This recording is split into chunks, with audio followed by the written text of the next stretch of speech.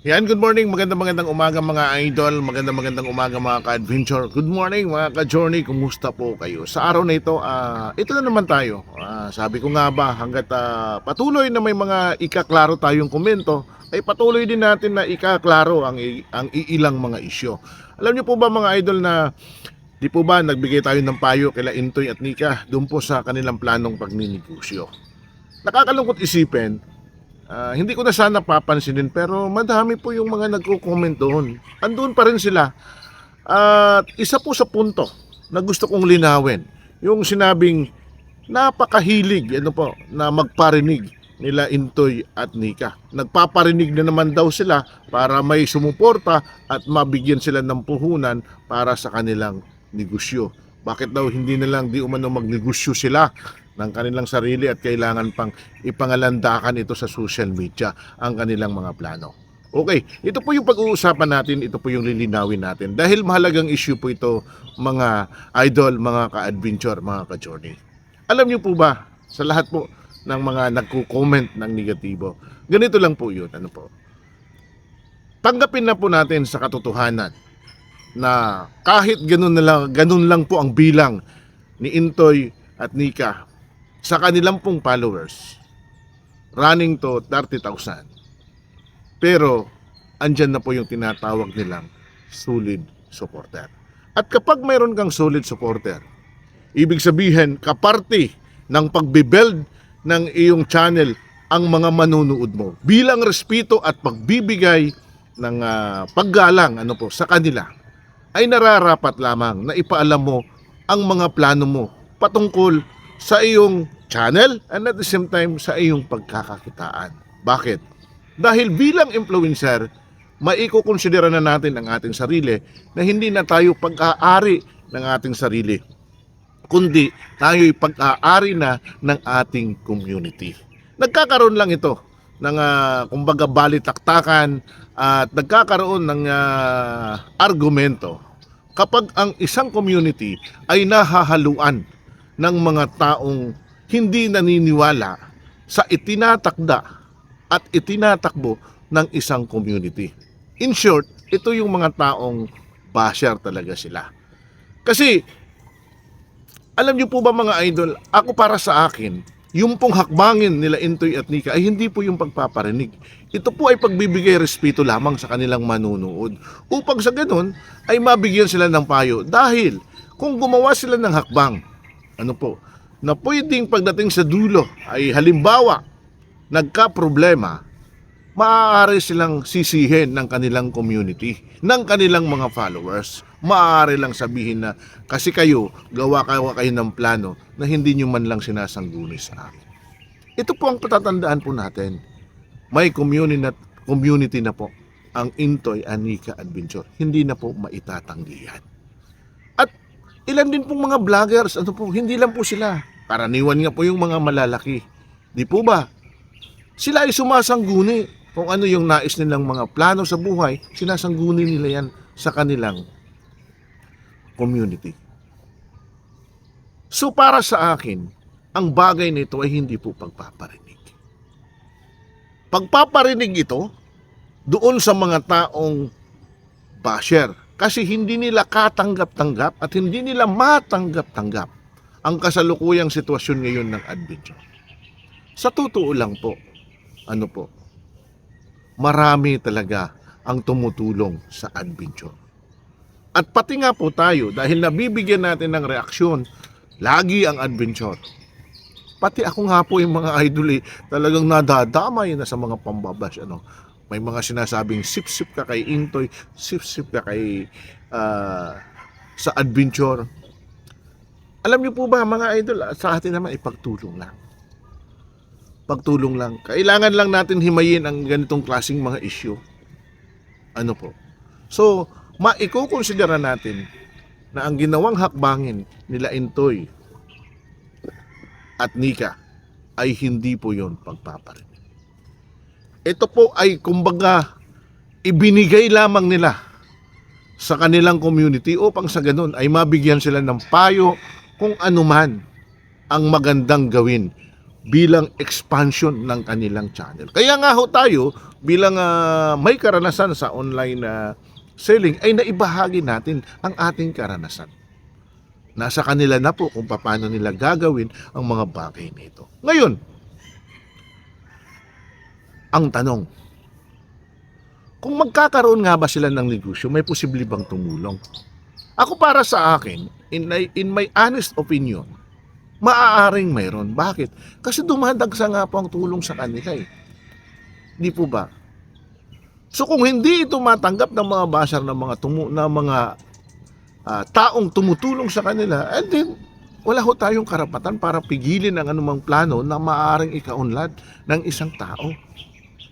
Dahil kung titingnan natin, napakaganda naman po ang hangarin. Napakaganda naman po ang sinasabi.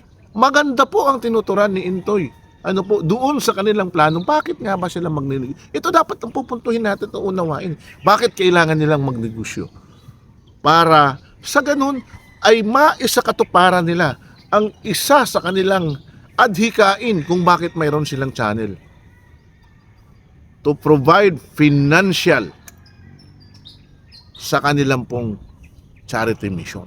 Magkaroon po sila ng mga kumbaga meron silang mapagkukunang pundo sa kanilang charity. Kaganda na nga po ng adhikain. Hindi naman po siya siyang pansarili. Ito po ay adhikain para mas ma-extend nila ang kanilang mga kamay doon sa mga taong naniniwala sa kanila and at the same time sa mga taong nasa laylayan sa pamamagitan ng platform. So, ano ho ang pagpaparinig dito? Well, mga idol, alam ko po, kumbaga, maaaring may nalilito lang. Pero, tandaan ho natin, kapag ang puso po natin ay puno ng inggit, kapag ang puso po natin ay puno ng, kumbaga, himutok, anuman pong kagandang plano ang sasabihin ng isang tao, hindi po nyo yan matatanggap. Bakit? Kasi ang nangingibabaw po sa atin ay ang negatibong karakteristik, ang negatibong kaugalian. Sa pagkakataong ito, nararapat lamang po na buksan na natin ang ating isipan. Kung ang ating adhikain ay mag-move on tayo sa mga ganitong klaseng issue, buksan natin ang ating isipan at tanggapin natin mula sa ating puso, bukal sa ating puso. Tanggapin natin ang katotohanan na ang paglalakbay ng isang tao ay nag-umpisa sa isang hakbang patungo sa isang maraming lakbayin. At yan po ang status ngayon ng Intoy Anika. Hindi na po yan maisasantabi na naaabot na po nila ang tughatog ng tagumpay. Wala man sa bilang sa kanilang followers, pero ang indicator dyan ay ang kanilang bumabahang tulong, suporta mula sa kanilang followers. At kung magkakaroon man sila ng plano na pangnegosyuhan, nasakaling masuportahan ng kanyang mga taga-subaybay, wala na po tayo. Kaya nga ho, sinimplify natin ang ating suggestion sa pamamaraan na makakatulong maski ang isang maliit na manunood. Kung sakaling gagawin nila Intoy at Nika ang ating suggestion na kapag mayroon siyang charity mission na gagawin ay maggagawa lamang siya ng mga souvenir items na kung saan ang kita ay para sa gagawing charity mission, nakatulong po ang maliit na manunood. Dahil a single centavo kapag pinagsama-sama mo, mabubuo mo ang piso. O, diba? So, siguro sa mga nambabas, tanggapin lang po natin. This is it. Ito na po sila. Ito na po sila. Hindi na po yan maisasantabi. Hindi na po maikukubli. Inuulit ko, wala man sa tingin natin sa saktong bilang na iniisip natin. Pero the value of quantity ay the value of quality. Wala man sa quantity. The value of quality ng kanilang channel ay nandyan. Dahil mayroon silang solid community. At naway, dapat maging inspirasyon ito ng ibang tao. Bakit nga ba nagkakaganito?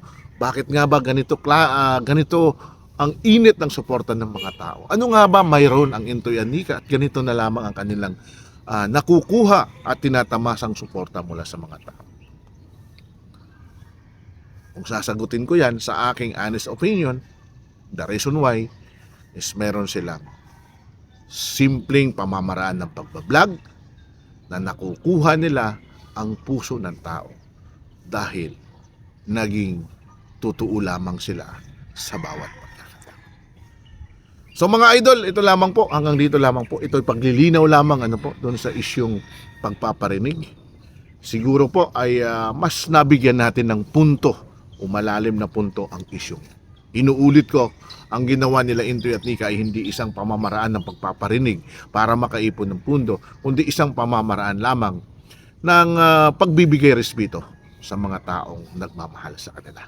At kung sakali tayo man ay nabibilang sa mga taong tumutuligsa sa kanila, sa palagay ko ay wala tayong karapatan na tuligsain ang anumang plano ng Intoy Anika Adventure na maaaring ikalago ng kanilang channel at magiging tulay ng pagtulong sa nasa laylayan. Tandaan po natin, mas mainam po na ang salitang move on ay isa puso, isa buhay, at syempre po, mula sa puso natin, ilalabas sa ating aksyon at sa ating bibig. Mga idol, ako po si Taong Gala. Happy Valentine's po sa ating lahat. At naway ang panahon o kaarawan ng pagmamahalan ay ating isabuhay. Move on tayo mga idol. No hate, just love.